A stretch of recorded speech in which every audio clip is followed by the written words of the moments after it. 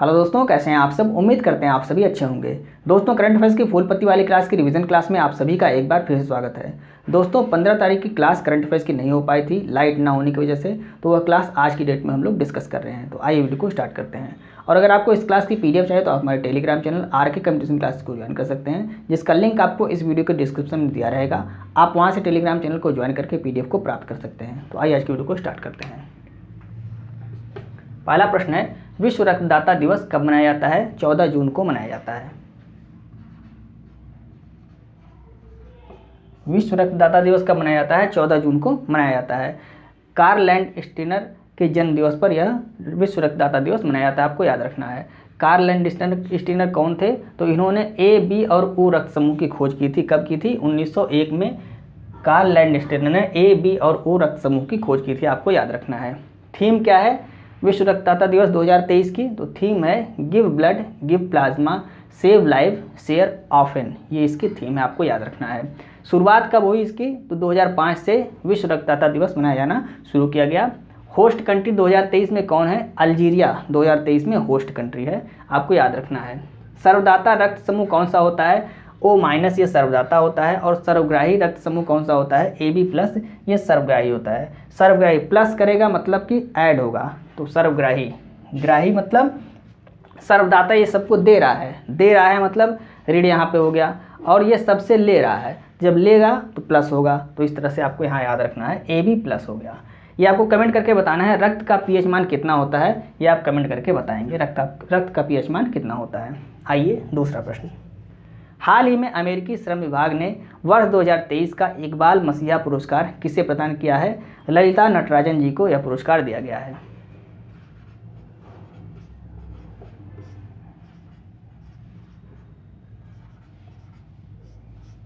ललिता नटराजन जी को यह पुरस्कार दिया गया है। ये चेन्नई की बाल अधिकार अधिवक्ता हैं, आपको याद रखना है। यह पुरस्कार किसको दिया जाता है, तो बाल श्रम को रोकने का कार्य करने वाले व्यक्ति को यह पुरस्कार दिया जाता है। यह है क्या, ये बाल अधिकार अधिवक्ता हैं, इसलिए इनको यह पुरस्कार दिया गया है। शुरुआत कब हुई इस पुरस्कार की, 2008 से इसकी शुरुआत हुई, आपको याद रखना है। बाल श्रम निषेध दिवस कब मनाया जाता है, 12 जून को मनाया जाता है। और बंधुआ मजदूरी को रोकने वाला अनुच्छेद भारतीय संविधान में कौन सा है, तो आर्टिकल 23, ये बंधुआ मजदूरी को रोकने वाला अनुच्छेद है, आपको याद रखना है। नेक्स्ट प्रश्न देखते हैं। हाल ही में दिवंगत हुए पुलित्जर पुरस्कार विजेता उपन्यासकार कार्मैक मैककार्थी का संबंध किस देश से है, तो इनका संबंध अमेरिका से है। इनका संबंध यूनाइटेड स्टेट ऑफ अमेरिका से है। इन्हें द रोड उपन्यास के लिए 2007 में पुलित्जर पुरस्कार दिया गया था। और no country for old man उपन्यास पर बनी फिल्म को ऑस्कर अवार्ड दिया गया था, यह भी आपको याद रखना है। बालकृष्ण दोषी, इनका हाल ही में निधन हो गया है और इनको मरणोपरांत पद्म विभूषण पुरस्कार 2023 से सम्मानित किया गया था। किस क्षेत्र से संबंधित है, ये आपको कमेंट करके बताना है। बालकृष्ण दोषी किस क्षेत्र से संबंधित है, ये आपको कमेंट करके बताना है। आइए नेक्स्ट प्रश्न देखते हैं। चौथा प्रश्न है, हाल ही में भौतिकी में महिलाओं के सशक्तिकरण के लिए विज्ञान विदुषी 2023 कार्यक्रम किसने प्रारंभ किया है। Homi Bhabha centre for science education द्वारा इसको प्रारंभ किया गया है।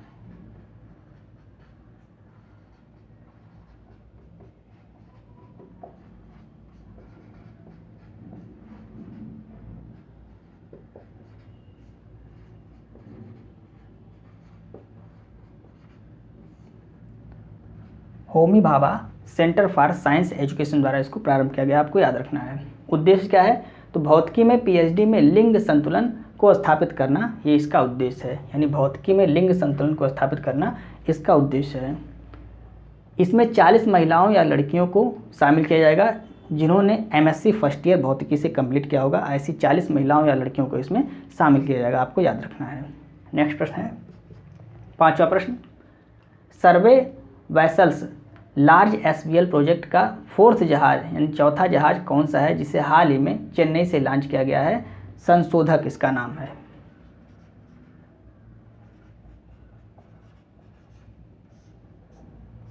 इस जहाज का नाम क्या है, संशोधक इसका नाम है। पहला कौन सा जहाज है, ये चौथे नंबर का जहाज है। तो पहले नंबर का कौन सा था, संध्याक, ये पहले नंबर का था। दूसरा निर्देशक, और तीसरा क्या था, इच्छक, और चौथा क्या है, संशोधक। ये 4 जहाज हैं, ये कैसे, इनका उद्देश्य क्या है, तो पानी के अंदर सर्वेक्षण करने के लिए इन चारों जहाज़ों को बनाया गया है, ये इनका उद्देश्य है। निर्माण किसने किया है, L&T कंपनी द्वारा इसका निर्माण किया गया है, यह भी आपको याद रखना है। और नौसेना द्वारा इसको लॉन्च किया गया है, यह भी आपको याद रखना है। वरुणास्त्र क्या है, ये आपको कमेंट करके बताना है।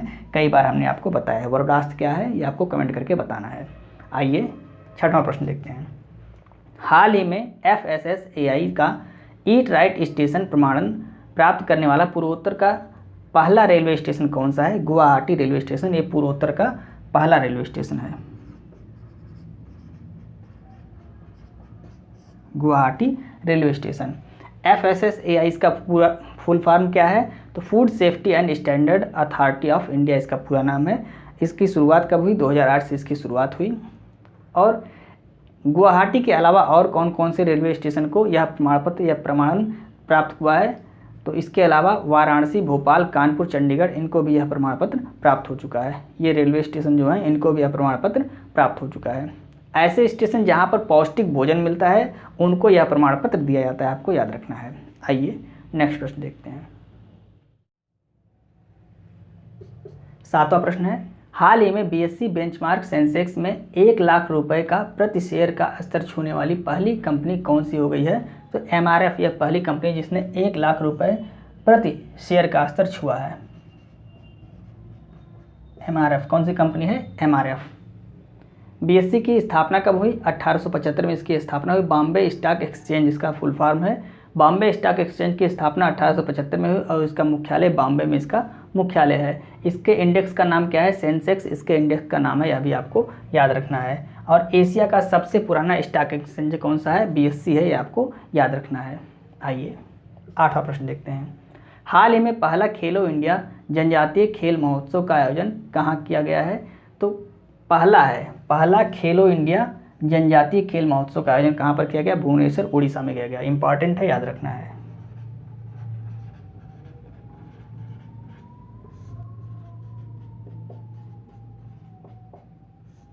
भुवनेश्वर उड़ीसा में इसका आयोजन किया गया। समग्र श्रेणी में प्रथम स्थान किसको मिला है, उड़ीसा को मिला है। और द्वितीय स्थान किसको मिला है, कर्नाटक को दूसरा स्थान मिला है। कुल एथलीट इसमें कितने भाग लिए थे, तो 5000 जनजातीय एथलीट जो थे उन्होंने इसमें भाग लिया था। खेल कितने इसमें खेले गए, तो कुल 6 खेल इसमें खेले गए थे। कौन कौन से खेल थे, football, kho kho, kabaddi, rugby, hockey और वॉलीबॉल, ये 6 खेल थे जो इस प्रतियोगिता में खेले गए। उड़ीसा के CM कौन है, नवीन पटनायक, ये उड़ीसा के CM है, आपको याद रखना है। नेक्स्ट प्रश्न देखते हैं। हाल ही में राष्ट्रीय शिक्षा एवं प्रशिक्षण प्रत्यायन बोर्ड द्वारा किसे अति उत्तम की मान्यता प्रदान की गई है, भारतीय भूवैज्ञानिक सर्वेक्षण प्रशिक्षण संस्थान को यह मान्यता दी गई है।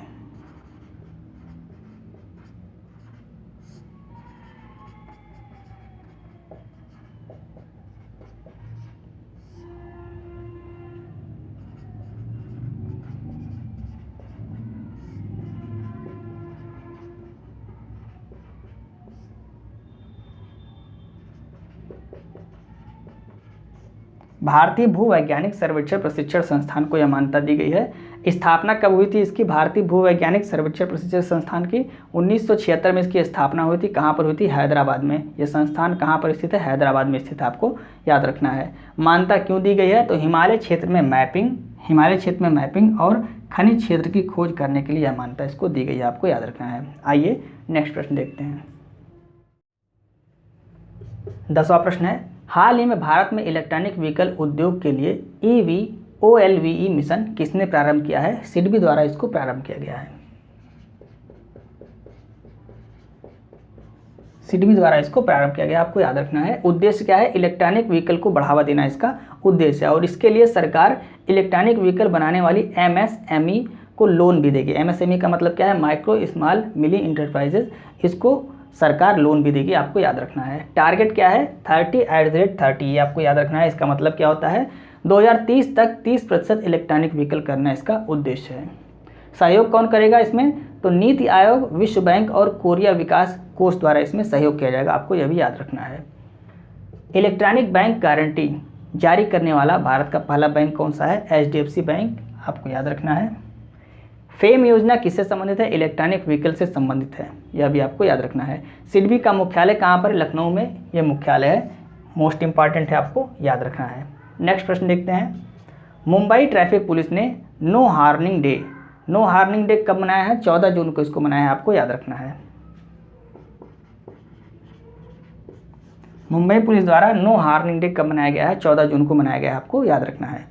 तो दोस्तों ये थे फूल पत्ती वाली क्लास के महत्वपूर्ण प्रश्न, जिसको हमने कम समय में आपको रिवाइज कराने की पूरी कोशिश की। उम्मीद है आपको वीडियो अच्छी लग रही होगी।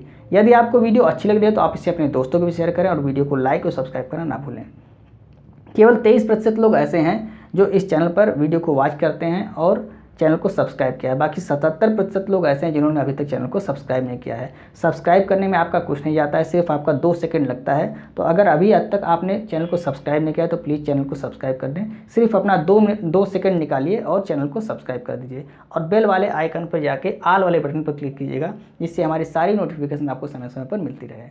मिलते हैं नेक्स्ट वीडियो में। जय हिंद।